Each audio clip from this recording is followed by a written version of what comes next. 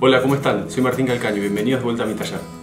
En este episodio de herramientas simples vamos a ver diferentes sistemas de medición, como por ejemplo calibres, micrómetros, escuadras combinadas y niveles. Vamos a ver qué es cada uno y cómo funciona. Bueno, la primera que vamos a hablar es de la escuadra combinada de 30 centímetros o 12 pulgadas de la marca Hamilton. El código es S30 y como podemos ver es una pieza que es de medición, que está, como dice acá, está la regla hecha en acero inoxidable, la carcasa está hecha en aluminio rectificado y qué más, tiene un nivel. Y después tiene acá este punzón que vamos a ver para qué es. Bueno, ahora lo que vamos a hacer es desarmarla, así la podemos mostrar. La escuadra combinada, ¿para qué sirve? Yo particularmente en el taller es una de las herramientas que más uso le doy. Vamos a agarrar una madera y vamos a empezar a explicar cuáles son los usos.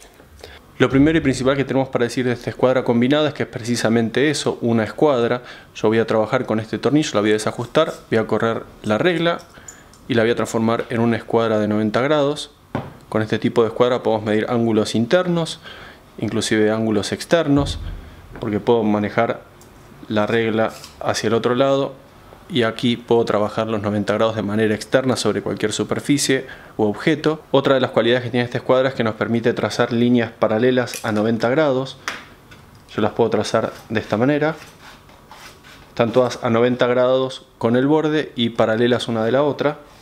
Y también puedo trazar líneas paralelas a 45 grados. Si le invierto, trabajo en el borde y le estoy haciendo líneas a 45 grados con respecto al borde, pero paralelas una de la otra.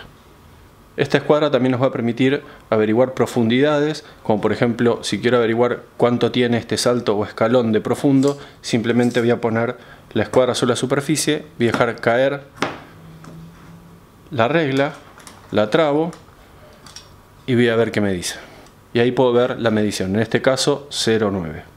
Otro gran uso que tiene es de poder marcar, como les dije recién, líneas a una cierta distancia, como si fuese una regla de trazo. Vamos a agarrar, por ejemplo, 8 centímetros. Es decir, yo sé que del borde de la escuadra a la regla hay 8 centímetros. Si pongo la escuadra en el borde de la madera, la trabo y la deslizo, solamente tengo que poner un lápiz ahí y yo voy a saber que voy a hacer una línea a 8 centímetros del borde. En ese caso que quiera hacer 8, puede ser 12 o lo que queramos. No solo en madera la podemos usar, es una escuadra que se utiliza también para marcar en metales. Y ahí es donde entra este punzón que está escondido acá de acero, que a medida que lo desenroscamos sale. Y lo que vamos a hacer es exactamente lo mismo que hice con el lápiz, pero si fuera una chapa lo voy a trazar con este punzón.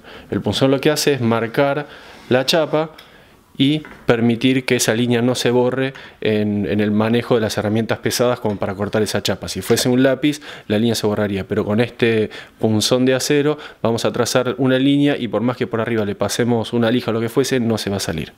Otro de los usos que tiene es que si agarramos un listón y nos posicionamos con la escuadra en 45 desde la esquina, vamos a poder trazar una línea a 45 grados y vamos a saber por dónde cortar ese listón.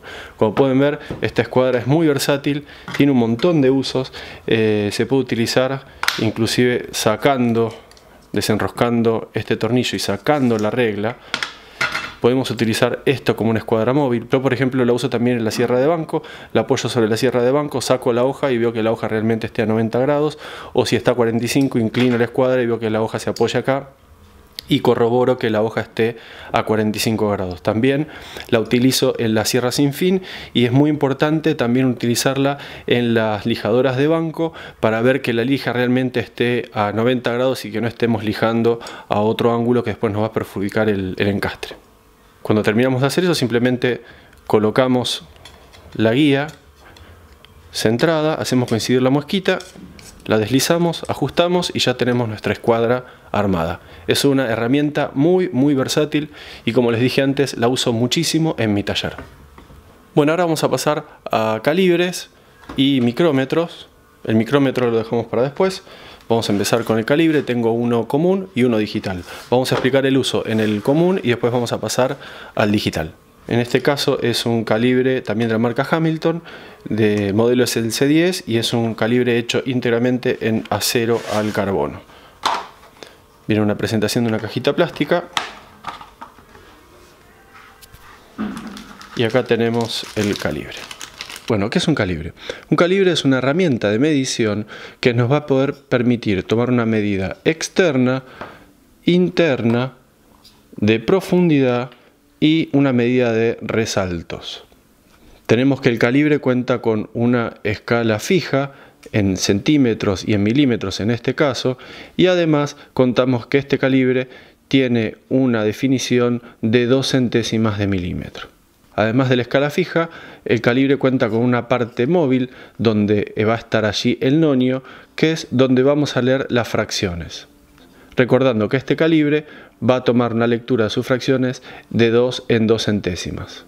Para mover esta escala móvil tenemos un botón que es donde se apoya el pulgar y donde vamos a poder deslizarla, y cuando encontremos una medida vamos a poder ajustarla con este tornillo de ajuste, y de esta manera no vamos a correr ningún riesgo de que se corra y que podamos perder la medición. Un calibre para tomar una medida utiliza sus haces de medición externa, los haces de medición interna, sus haces de profundidad y también sus haces de resalto. Y para hacer una medición lo que vamos a hacer es abrir el calibre, tomar un objeto y vamos a poder sacar su medida exterior. Vamos a poder sacar una medida interior.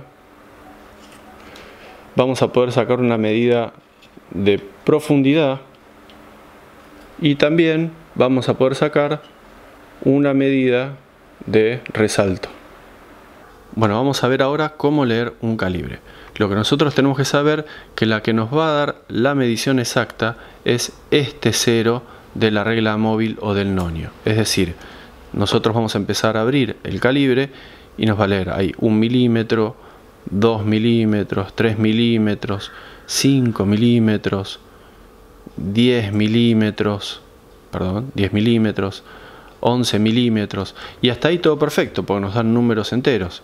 Pero ¿qué pasa si queda una fracción? Es decir, por ejemplo, ahí que tenemos 11 milímetros más un cachito. ¿Cómo se lee ese cachito? Lo leemos sobre el nonio, que es esta regla que está acá en la parte móvil. ¿Y cómo lo vamos a leer? Muy fácil. Lo que tenemos que ver es que estas líneas del nonio, si ven con las líneas de arriba de la regla fija, no coinciden, pero van a haber 3 que sí coinciden. Simplemente hay que buscarlas. Las que sí coinciden son